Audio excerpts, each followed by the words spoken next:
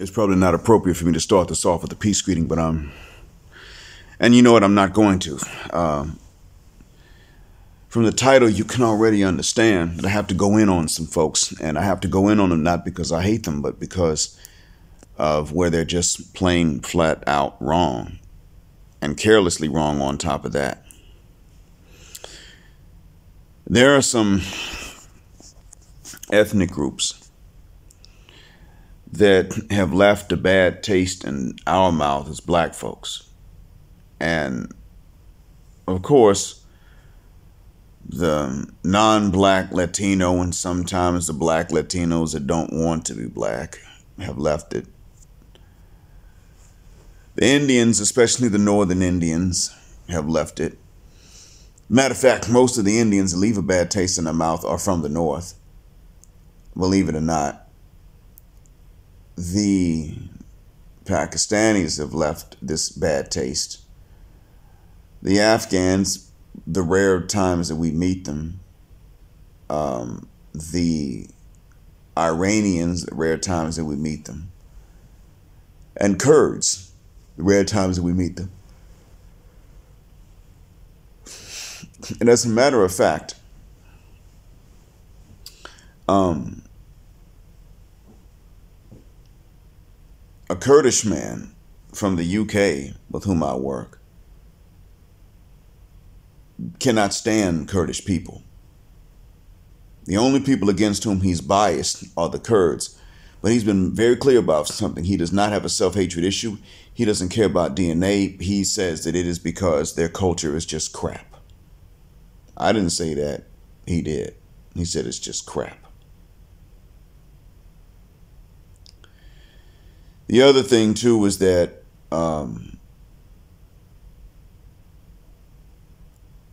I have seen where I've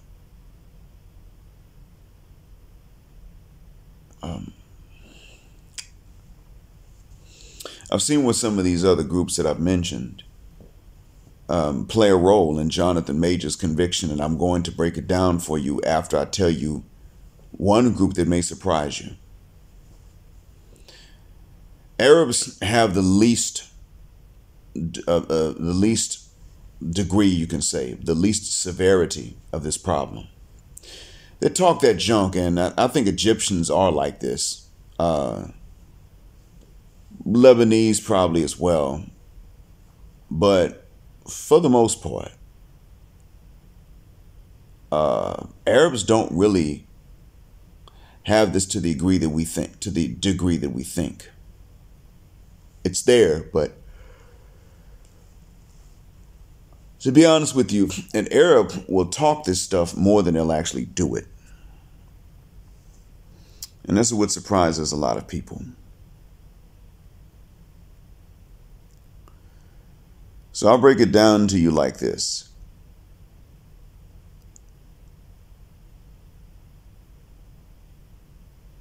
Arabs are not going to be at the forefront of this particular issue. I don't say this because I live in their country. They don't know about my channel. The only Arab that knows is a black Arab. And he's a black Arabic speaker. Y'all probably would not call him Arab. In any case, let me tell you this.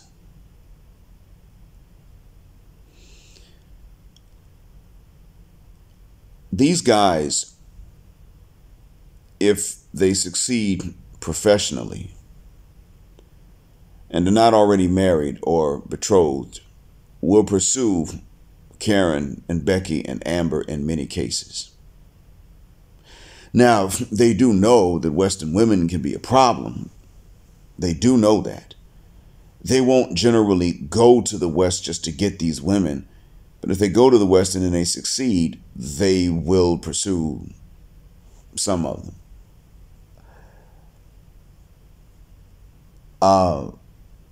Now, if they grew up in the West, they probably will go back to the home country to find a wife. But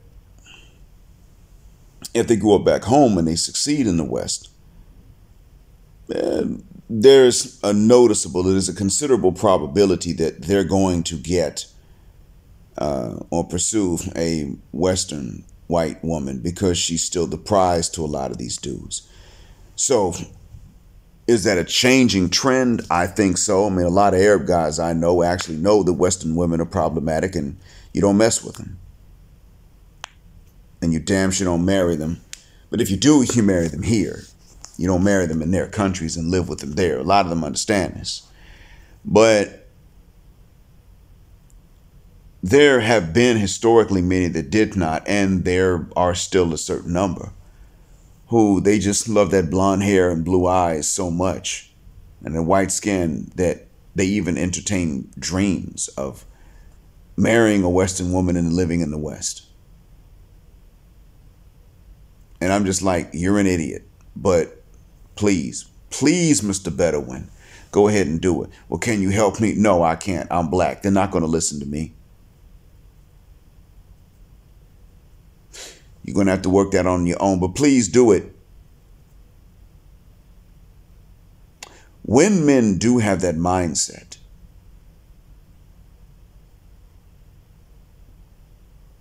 they breed Grace's Jabari. Yeah, I know, right? When I first heard her name, I thought, wait, that's a Swahili name. Where did she get that from? Why are they calling her a white woman, isn't it? I later on realized it came from Farsi, not Swahili. I mean, there is a Swahili name, Jabari. They do come from the same Arabic root, but for the most part, hers came from her Farsi-speaking father, I think. Maybe he spoke another language, but he came from the Aryan region. Iran is named after the Aryan people. The Afghan national airline of old was named Ariana. I'm not sure if it's still there or not. I don't know. I do understand that I understand and I realize that the that region is actually the epicenter of today's racism. Or I should say it is the origin point. It's ground zero. As far as anybody can make out. An Afghan American that worked with me told me about this, and some of you remember me mentioning this earlier on. But yes, he told me that the Aryan people were the first ones to discriminate based on color, of which he is aware, and he's from that region. Iran offered scholarships to Nigerian students in order for them to become Shia Muslims. Well, the issue was that while the government was doing this, and they have actively been trying to spread Shiaism in Nigeria, the problem is this. When they offered scholarships, the people were not going to be nice to these Africans. A Somali was also brutalized there a long time ago. But he was so traumatized that decades later, when his daughter was grown and a Farsi speaker from Afghanistan came to talk to him about marrying his daughter, he said, hell no. He wasn't going to entertain that. The Farsi speaker was Afghan. He was traumatized in Iran, but he knew that if he heard that language spoken, he would have been triggered and had a flashback. And he jumped on his daughter and was like, why would you go and marry the worst nationality or language group of men you could? Why would you try to do that? So I knew she had daddy issues. I mean, she was the one that actually approached the Afghan guy. And now I realize she did that to piss daddy off. I mean, I'm sorry, but if the only group of people that ever brutalized me as an adult were, I don't know, Let's say that they were from a particular tribe here. And I tell my daughter, leave that tribe alone. They won't all do you wrong, but if one of them does, the rest of them will back that person up. Leave them alone.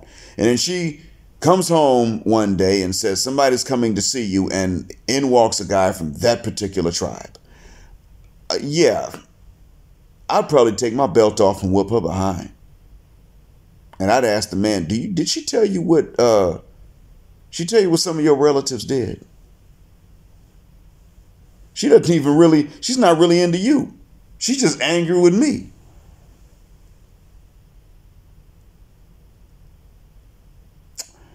Yeah, I'd take off my belt and wear her ass out. But the thing is that when these guys do this, we have a right to ask a particular question. What did the women of their own group do that was so bad that they went to Karen and Becky and Amber? Now, these guys ain't into black women, and it doesn't matter if she's Western or not. They don't want black women in many cases. And if they do, they hide it, as I've stated before. A lot of them don't have a dehumanizing hatred of black people, let alone black women. But Iranians, well, they probably do. Afghans are not violent, but they do have an epithet for us. And it's in Farsi, actually. Pakistanis, yes. They openly look down on black folks. Northern Indians, they're like the Pakistanis in that regard. People from Bangladesh do not. They're not the problem. They are not. We don't necessarily know that someone's from Bangladesh when we see them, but if you do find out that somebody from South Asia is from Bangladesh, assume that they don't have a problem with you for being black. They generally don't. When they call each other black man, I forgot how I think it's parush. That means man, I think, but I might be wrong. But when they call somebody black man in their language, I was told that's a compliment. Anyway.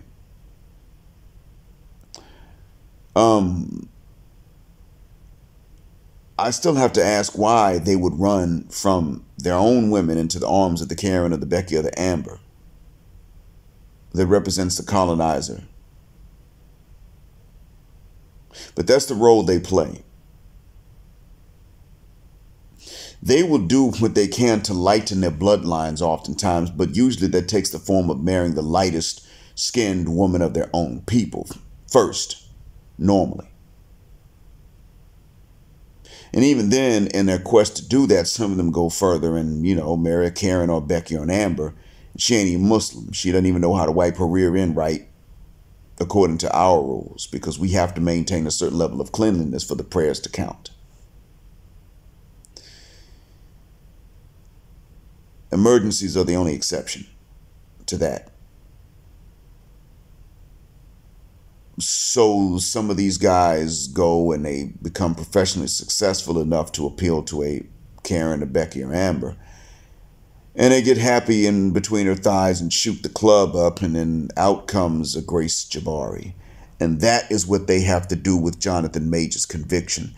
But that's the first half of it. The second half of it is that they often do tell, these are the same ones that'll sit up and tell black folks, well, it's not really color, it's culture, and you just complain about racism too much, and America or the UK or Canada are great places, and if you just apply yourself, you can make it, and you're not going to face discrimination, you're just imagining it.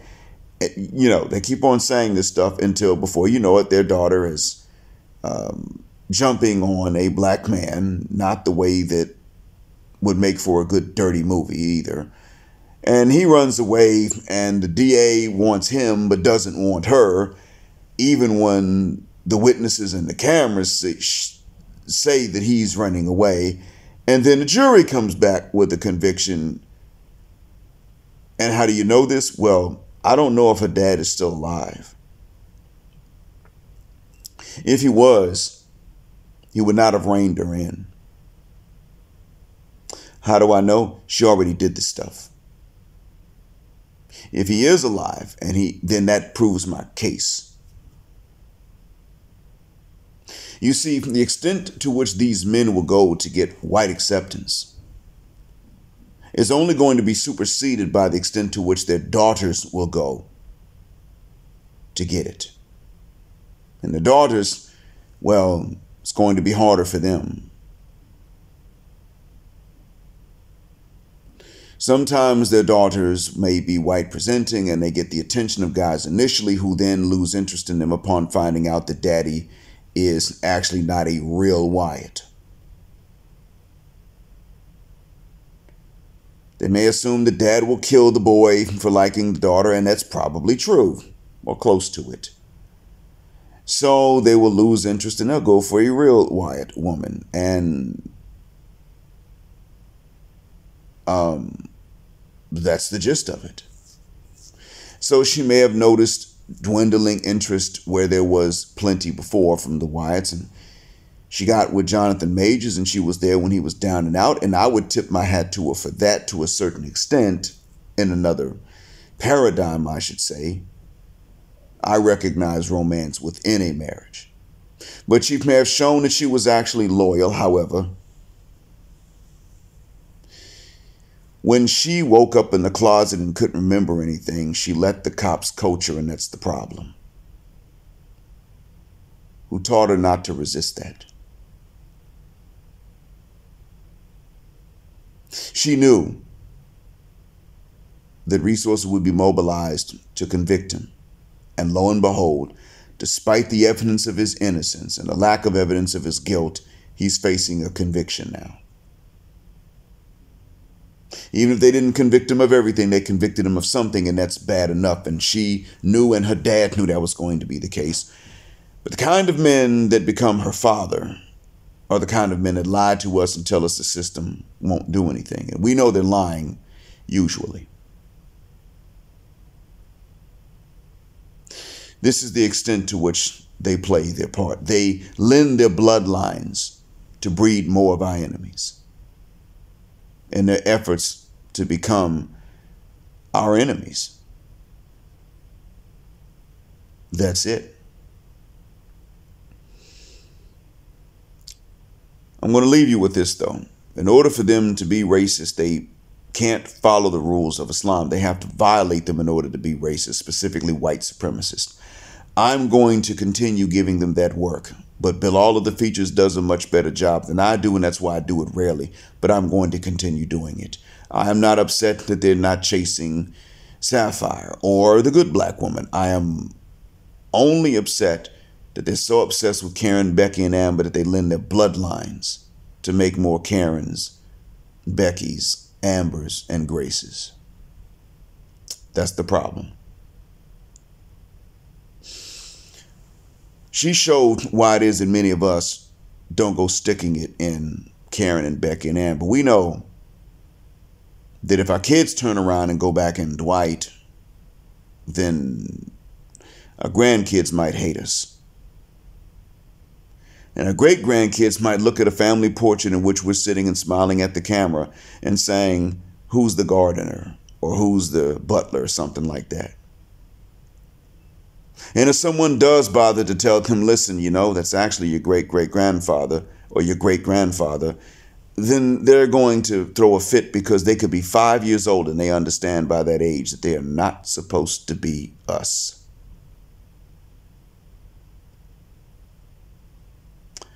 I hope that what I've said helps you. Thank you for listening. And as always, black heart, black mind, blackout, assalamu alaikum, black, heterosexual, non-select male power because they don't like it, and black patriarchy until extinction or judgment day. Thank you for flying again with us on Jet Black Airways, where jet black is also a verb.